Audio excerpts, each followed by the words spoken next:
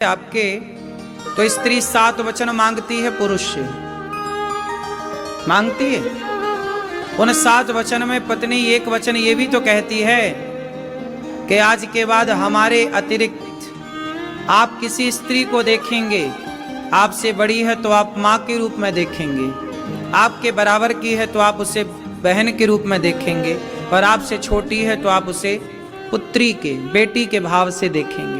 यही तो 7 वचन में पत्नी मांगती है अपने पति से कि आप हमारे सिवा, अब हम आपकी अर्धांगिनी हैं, हमारे सिवा आप किसी नारी को स्त्री भाव से ना देखेंगे, माँ बहन और बेटी के भाव से तो आप देखेंगे।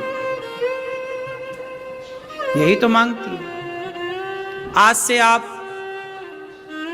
किसी पराई नारी की ओर ना देखेंगे। लेकिन कहां स्त्री की बात पुरुष मानता है।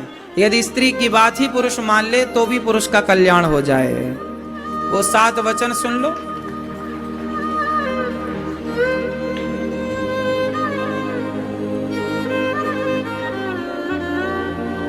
उन 7 वचन में स्त्री ये भी कहती है अपने पति से, क्यों मैया, तुम महिलाओं को अपने अपने 7 वचन याद कर लेना चाहिए।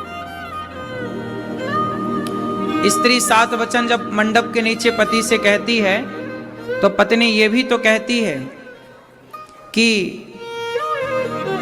सबके सामने यदि मेरी गलती है, माना कि मैंने कोई गलती की, माना कि पत्नी ने कोई गलती की, तो पत्नी की गलती भले है पर पुरुष को सबके सामने, उसकी सहेलियों के सामने या परिवार के अन्य सदस्यों के सामने कभी अपनी पत्नी को डांटना नहीं चाहिए। डांटना है तो अकेले में डांटो, समझाना है अकेले में समझाओ, भले गलती है पर 4 लोगों के बीच में आप अपनी पत्नी को अपमानित ना करें। उसकी सखियों के साथ, उसकी सहेलियों के साथ, उसके या आपके ही अपने परिवारी सदस्य बैठे और आपने भरी सभा में अपनी पत्नी को डांट दिया, ये गलत है। 4 लोगों के बीच में पत्नी का अपमान ना किया करो, क्योंकि पत्नी आपकी अर्धांगिनी है, उसका अपमान आपका ही अपमान माना जाएगा।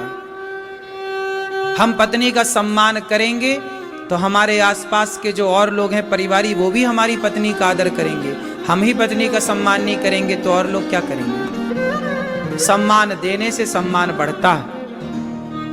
और ये 7 वचन में एक वचन है।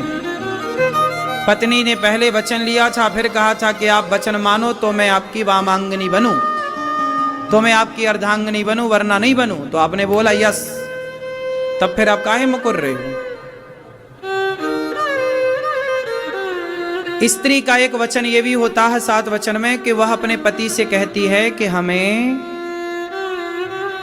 कोई भी काम करो, प्लॉट लो, प्लॉट बेचो, जमीन लो, जमीन बेचो, व्यापार करो, बिजनेस करो, कुछ भी करो, एक बार पत्नी से सलाह जरूर लेना चाहिए। क्यों? पत्नियों को भी पति को बेस्ट, परफेक्ट, अच्छी सलाह देनी चाहिए।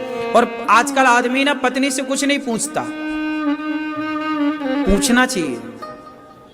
आजकल का आदमी पत्नी को केवल पांव की जूती समझता, तुम तो हमारे पांव की जूती हो बस। एक जो पत्नी और पति जो साथ में जो बराबर की बराबरी है ना, वो दिखाई नहीं पड़ती अभी समाज में कुछ जगह। पर पत्नी से पूछना चाहिए। जब भी कोई निर्णय लो तो पति पत्नी बैठो, डिस्कस करो, तुम क्या कहती हो इसमें, और हो सकता है कोई और अच्छा विचार मिल जाए पत्नी का। हमारे यहाँ स्त्रियां भी बहुत बुद्धिजीवी होती हैं। स्त्रियों के पास बहुत दिमाग होता है, समझ होती है, विचार होता है, लेकिन पुरुष उसके विचार को बहुत छोटा मानता है कि यार तुम्हारे पास तो बुद्धि ही नहीं है।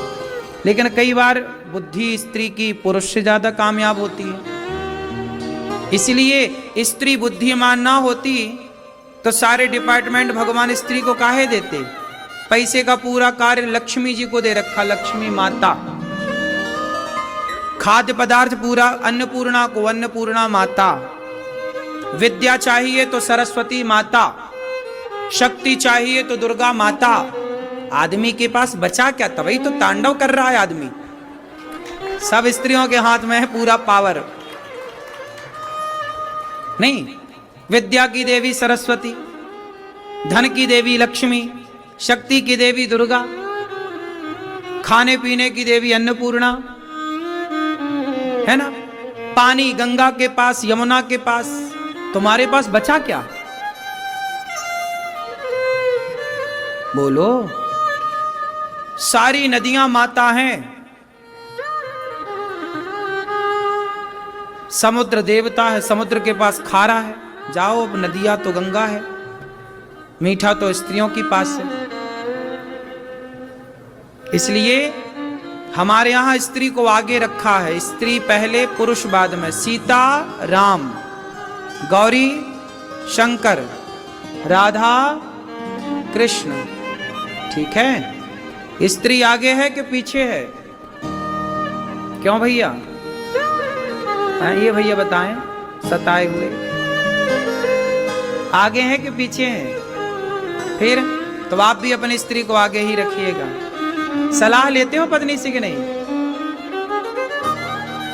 अरे माता पिता की अभी हम बात कर ही नहीं रहे हैं, अभी हम पत्नी की कर रहे हैं। यार तुम बहुत आगे आगे भागते हो।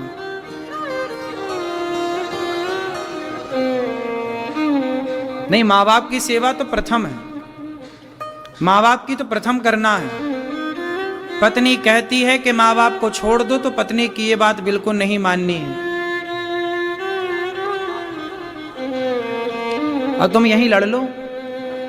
जब यहां लड़ने का तुम्हारा इतना मूड है, तो घर में पता नहीं क्या करते होगे। दिन भर तुम मारते ही रहते होगे पत्नी को। लक्षण ठीक नहीं लग रहे तुम्हारे। पत्नी को इतना सताते हो, बताओ। पत्नी को कुछ नहीं बोलने दे, तू चुप रह, हम बोलेंगे सब। हाँ,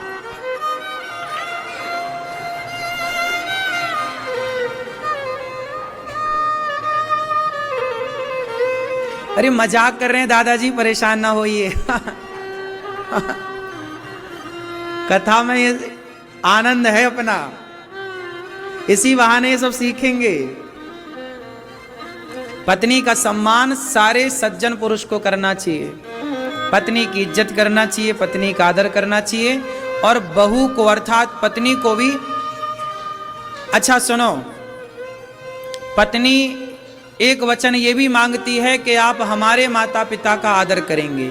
और जब पुरुष 5 वचन मांगता है स्त्री से, तो पुरुष का एक वचन ये है कि एक पुरुष कहता है अपनी पत्नी से कि सुनो, हम तुमसे तब विवाह करेंगे जब तुम अपने माता पिता की तरह ही हमारे माता पिता का सम्मान करोगी, सेवा करोगी। ये भी पुरुष का एक वचन है।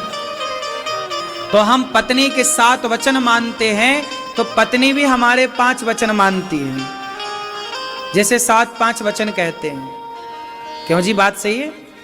तो पुरुष का भी तो वचन मानती है, और मानना चाहिए, धर्म है कि हम आपके माँ बाप की सेवा करें, हम पत्नी के माँ बाप का सम्मान करें। तो पत्नी को चाहिए कि वो हमारे माँ बाप का सम्मान करें। पति का एक वचन ये भी है पत्नी को कि हमारी आज्ञा के बिना, हमसे पूछे बिना तुम्हें कहीं जाना नहीं।